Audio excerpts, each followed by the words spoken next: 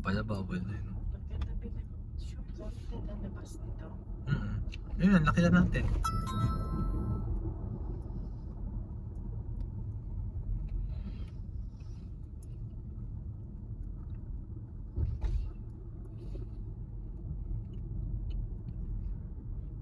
전방에 연속으로 과속 방지턱이 있습니다. Piling ko ito yun.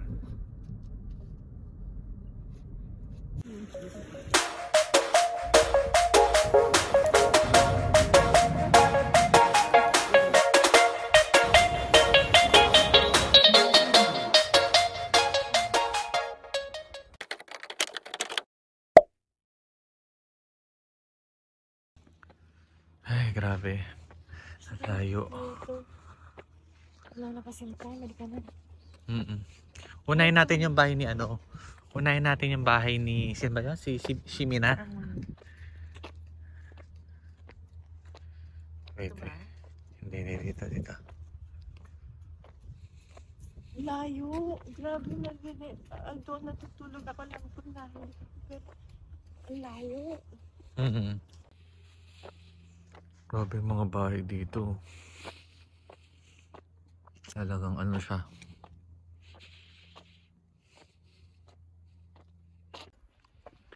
Nice. Ito na yung hometown Chacha. I think private property siya kaya bawal pumasok kasi sa labas lang tayo. Pero ito ano yan. Note. 1820 address. So, ganyan na ganyan siya. Nice. Bahay ni Hijin. Hijin, no?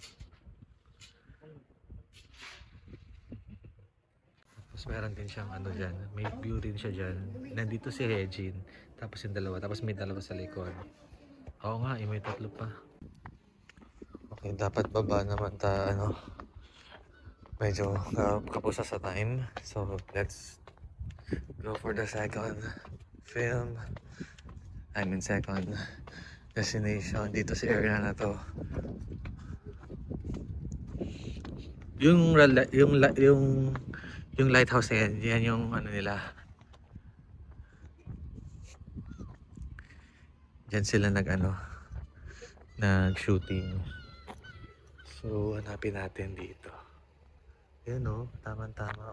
Ang ganda talaga ng area na to. Nakakatuwa siya. Dito yata natulog yung vlogger. Yan yung ano. Ay, ito! Ito. Annie House? Family House. So, hindi ko alam ano ibig sabihin ito pero feeling ko private property siya. Wag pumasok. Feeling ko lang. Ayan. Oo, pwede rin. So, yan. Ang ganda. Tingin-tingin lang tayo dito. Yan. Hanggang dyan lang sa labas. Yan lang. Tingin lang. Okay. So, ayan ang ibig sabihin. This filming location was filmed on a rented private property. This is the space where residents currently live. When visiting the filming location, you can enter the houses and take photos. Please refrain. So, hindi daw pwede pumasok. Yun na nga sinasabi ko. Okay. Okay, picture lang sa labas. So, ito, sa likod ni Auntie House. Yan, ito yung yung lighthouse. Lighthouse ba tawag dito? Lighthouse. Yan. So, dito nag-film sila, yan, dito nag-film sila Shimini. Sino? Eugene, siya kasi yan. Okay. Diba? So, ilaw-ilaw yan sa gabi, diba? Yan siya. Actually, maraming ganito sa Puhang. Pero ito kasi yung pinaka ito yung pinaka shooting location talaga niya. Ito talaga kasi. Okay? Yan. So, ito yung bahay ni Grandma. Ito yung bahay ni Chip Hong. Nice.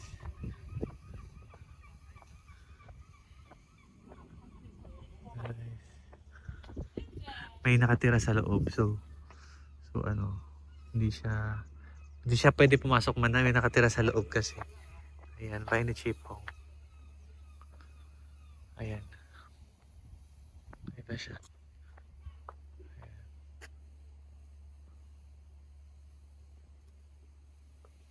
Nakaano lang. I-zoom ko. Yan. Yan ang bahay ni Chipong. Yan. Okay. Magkakatabi lang pala talaga sila. Ayan. So actually mabilisan na lang tayo man, no? 1, 2, tapos sa taas yung bahay ni ni Hijin, tapos ito village hall. May isa pa. Nasaan na yung village? Dito ba?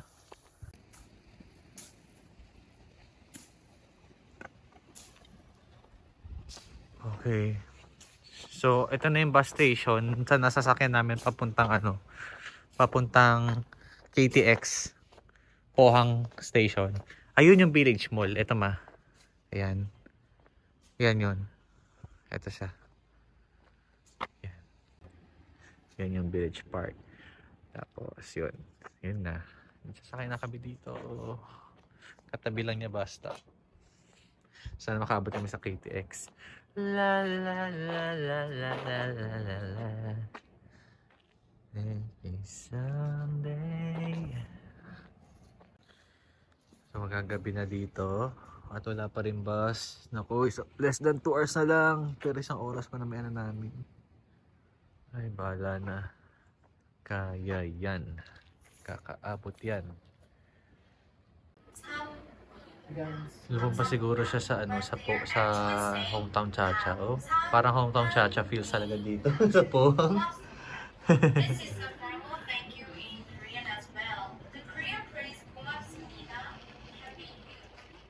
Oh, diba? Parang parang Hometown Chacha feels talaga siya.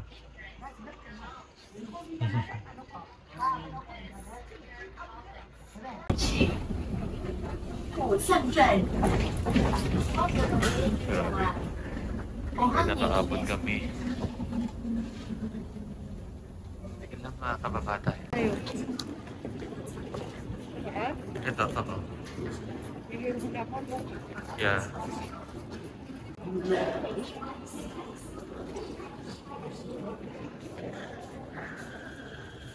Ma, ito si R. Ma! Okay, re-retrip ko na yung 110 tsaka 112. Select a locker number. Enter your passcode.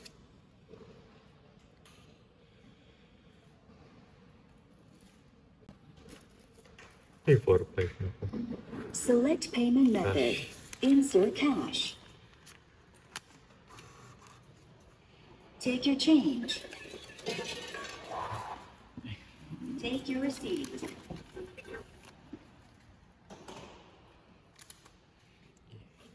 Yes. Thank you for using S Locker. Your locker is open. Please retrieve your... Ay, isa naman. S Locker. Your locker is open. Please retrieve your belongings now and close the locker.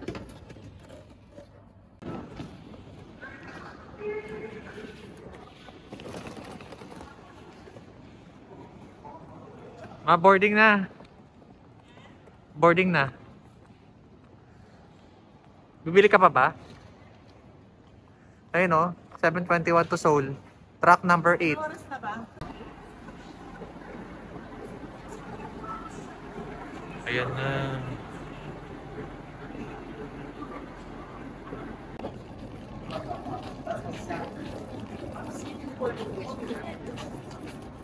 Ito pwede na to. Oo, car 5. Oo.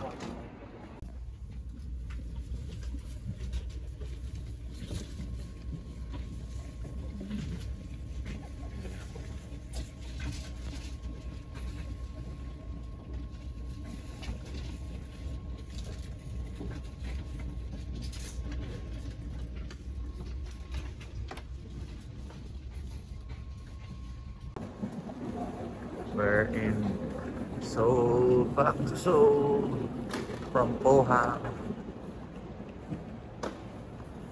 Okay naman na experience. Hindi naman kami na train to Busan at all. Okay.